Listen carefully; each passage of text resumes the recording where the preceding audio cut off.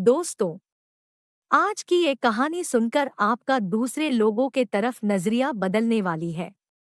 अगर आप में थोड़ा सा भी अहंकार है तो वह कम होने वाला है। इसलिए इस कहानी को एक बार पूरी जरूर सुनिएगा।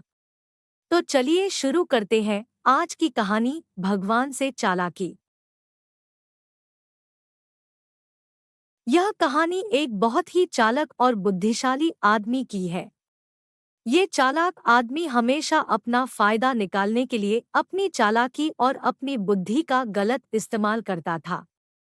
एक बार उसे पता चला कि किसी एक पहाड़ी की चोटी पर पहुंचकर भगवान से सीधे बात की जा सकती है और उनसे कोई एक अपनी इच्छा पूरी करवाई जा सकती है। वो आदमी किसी तरह उस पहाड़ी की तलाश करके उसकी चोटी पर चढ़ने में कामयाब हो गया और उस चोटी पर जाकर वह चिल्ला चिल्ला कर भगवान को बुलाने लगा। भगवान ने उससे वहां आने का कारण पूछा तो पहले यह आदमी अपनी चालाकी का प्रदर्शन करने लगा। आदमी ने भगवान से कुछ सवाल पूछे। आदमी ने पहला सवाल पूछा, भगवान आपके लिए लाखों साल कितने बराबर है? भगवान ने कहा, मेरे लिए लाखों साल एक सेकंड के बराबर है। आदमी ने फिर भगवान से दूसरा सवाल पूछा, भगवान आपके लिए करोड़ों अरबों रुपए का क्या मूल्य है? भगवान ने कहा, मेरे लिए दुनिया का सारा धन 1 रुपए के बराबर है।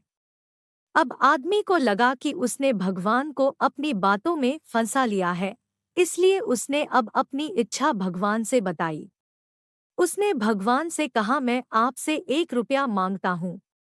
इतना कहने के बाद आदमी मन ही मन मुस्कुरा रहा था और उसे लग रहा था कि अब वह दुनिया का सारा धन पा लेगा। भगवान ने कहा, मैं तुम्हें 1 रुपए देने के लिए तैयार हूँ। इसके लिए तुम्हें बस मेरी एक शर्त माननी होगी।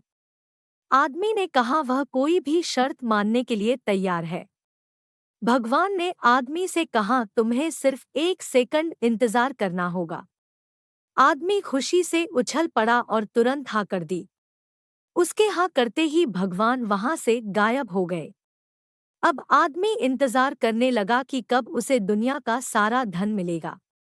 कुछ घंटे बीत जाने के बाद जब वह दोबारा सोचने लगा, तब उसे याद आया उसका पहले सवाल का जवाब, जो भगवान ने उसे दिया था। उसके हिसाब से भगवान के लिए 1 सेकंड आदमी के लिए लाखों करोड़ों साल के बराबर है।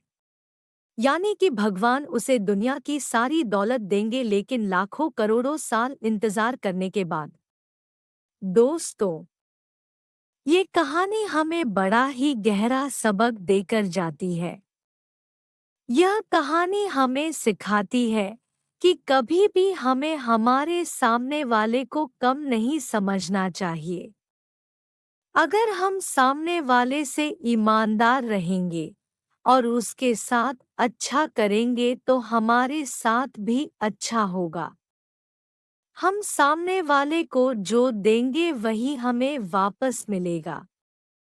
हम सामने वाले को खुशी देंगे तो बदले खुशी वापस मिलेगी। वफादारी के बदले वफादारी और धोखे के बदले हमें धोखा ही मिलेगा।